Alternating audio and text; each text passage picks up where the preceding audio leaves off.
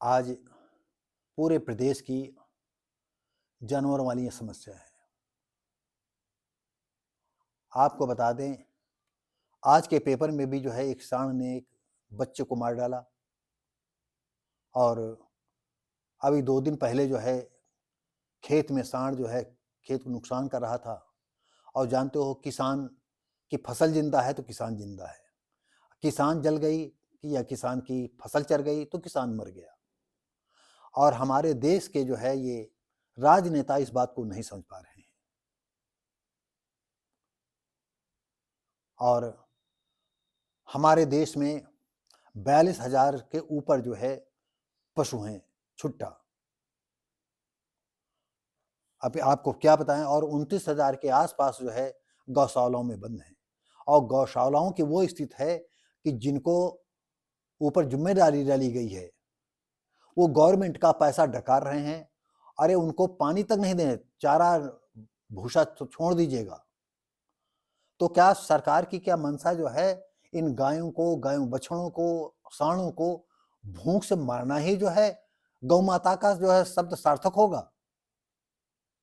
ऋषि मुनि लोग, शंकराचार्य लोग कहते हैं गौ माता को कोई मारे तो उसको फांसी की फतवा हो या फांसी सजा दी जाए।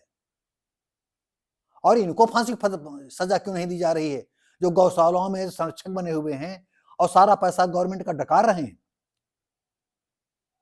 कई बार पेपरों में आया, कई बार जो है सोशल मीडिया पर आया कि कैसे भूख से तड़प तड़प करके जानवर वहां गाय मर रही हैं। क्या हमारे इस प्रांत के धुरंधर योगी जी को यह बात नहीं समझ में आ रही है? हमने जो है कई बार 1-2 बात ऐसी कही है कि शायद किसी को बर्दाश्त न हो और सरकार भी हमारी इस बात से संतुष्ट न हो। हम तो कहते हैं इन गायों के पीछे जो है इनको पकड़ करके जो है जो नेशनल पार्क हैं, जो अभयारण्य हैं देश के, इनको वहां भेज दिया जाए। शायद आप लोग इससे नाखुश भी होंगे, लेकिन आपको बता दें अभयारण्य के करीब जो गांव पड़ते हैं, अब जंगलों में हिरण है, नीलगाय है, बिलपीस्ट हैं या खरगोश हैं या और जंगली जीवन जिसको जीने से जो है हमारे वन्य जीवन जिंदा रहें, तो वो गांव पर रात में गांव आ जाते हैं, दिन में गांव आ जाते हैं और गायों को, जानवरों को मार करके खा जाते हैं। तो क्या ये पाप नहीं लगेगा?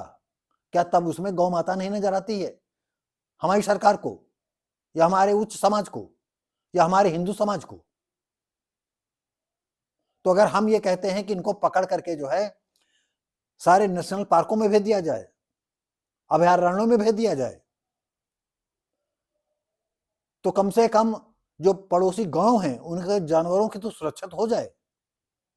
और आप ये भी बात हम कहते हैं कि जब इतने जानवर वहां पहुंच जाएंगे तो कितना वो मारेंगे जानवरों को, और फिर जब कभी भूख लगेगी तभी उन जानवरों के पीछे पड़ेंगे। क्योंकि आपको मालूम है जब पेट भरा होता है तो उनके पास भी जानवर चरा करते हैं। तो शेर है, चीता है, टाइगर है, तेंदुआ है, बाघ है, उन जानवरों को नहीं खाते हैं और वो अपन अमन चैन से वहां रहेंगे। भाई भगवान ने उनको बनाया है, भगवान ने इन जानवरों को बनाया है। और ये भी सच है कि दुनिया में जितने जीव हैं, चाहे आदमी हो, चाहे इंसान हो, चाहे जानवर हो या जलीय जीवन हो, सब एक दूसरे को खाते हैं तभी जीवित। जैसे ऋषि मुनि हैं, योगी पुरुष हैं, क्या वो अनाज नहीं खाते हैं? दल अगर दल दी जाए, अगर दाल बो दी जाए तो क्या जगेगी?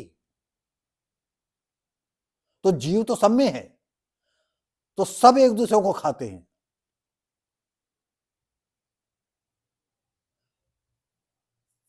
तो साथियों, हम ये कहना चाहते हैं कि आए दिन जो है गाड़ियां लड़ रही हैं रोडों पर, कितने लोग मर रहे हैं, कितनी लोगों की आजीविका जा रही है। पूरे खेत के खेत, पिछले साल कितने आदमियों ने जो है खुदकुशी कर ली थी, उनके खेत चर गए थे। कितने लोग जाड़े के दिनों में, जब हम यहाँ कोठरी के अंदर जो है रूम हीटर लगाते हैं, रजाई ओढ़ते हैं, तब जाड़ा जाता है। और गांव के किसान लोग इतने भयंकर जाड़े में उनके पास उतनी अच्छी रजाई नहीं होती, जाड़े में कैसे रात गुजारते हैं और फिर भी रात भर जागा करते हैं। और जानवर जब नहीं भागते हैं तो रात में उतरते हैं, और आपको मालूम है खेत खलिहानों में सांप रहते हैं, कैसे बेचारे रात रात भर जागा करते हैं। ये सरकार के नुमाइंदा जो सरकार में बैठे हैं, मंत्री संतरी, इनको नजर नहीं आता है। अरे तुम तो जो है दूसरे देश भाग जाओगे, ये गरीब मजदूर कहां जाएगा? तुम तो जो है लाख रुपए का एक टुकड़ा खा लोगे, इनका तो 5 रुपए का भी एक टुकड़ा नसीब नहीं है। इनसे पूछो जिनके खेत चढ़ जाते हैं, इनसे पूछो जो 2-2 3-3 महीना रात रात भर ताक ताक करके गुजारे हैं। जैसे फसल थोड़ी बड़ी होती, ताकना चालू कर देते, जब तक कटनी मड़नी होने जाती तब तो रातों नींद उनकी हराम होती है। ये कैसे देश के हमारे जो है, कैसे प्रांत के हमारे अगुआ मंत्री मिनिस्टर और विधायक लोग हैं? तो साथियों आपको बता दें, सांड के हमले से किसान की मौत। माकी थाना क्षेत्र नगवा गांव निवासी किसान भग्गा 70 साल उम्र, बृहस्पतिवार दोपहर 1:30 बजे सांड ने कई बार पटका, सींगों से वार किया। लोग जब दौड़े तो उसकी जान बचाई और उसको जो है उन्नाव में दिखाया गया। उन्नाव के बाद जो है कानपुर रेफर किया, वहां उसकी मौत हो गई।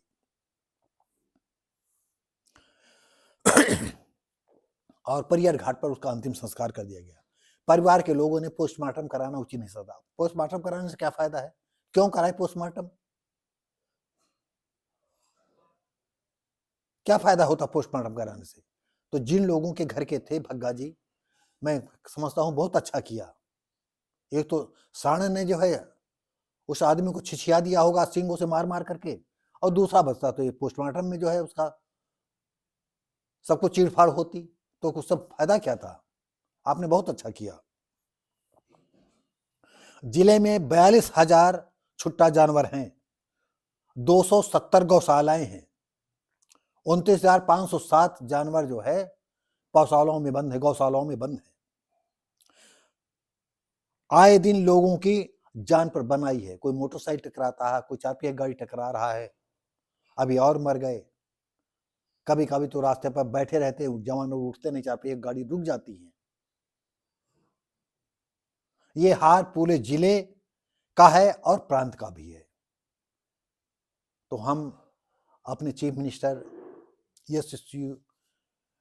योगी जी से कहना चाहेंगे कि अगर कुछ बातें मेरी उसमें से आपके सरकार को अच्छा लगता है, आपके मंत्रालय को अच्छा लगता है, आपके पूरे कैबिनेट को अच्छा लगता है, तो उस पर अमल किया जाए। किसान भी इंसान है, और जो किसान ज्यादातर इसमें शूद्र वर्ग का ही है, क्योंकि बड़े लोगों के पास इतनी जमीनें हैं कि वो घर में रहते हैं, और जो गरीब है वो ताकने जाता होगा। तो इनकी दुर्दशा को, इनकी दया को, दुर्दशा को समझें और हो सके इन जानवरों का समुचित इलाज करें।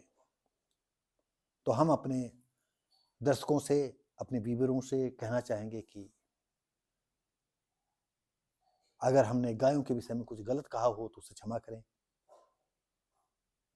और अच्छा लगा हो तो लाइक शेयर कमेंट करें और सब्सक्राइब करें। धन्यवाद।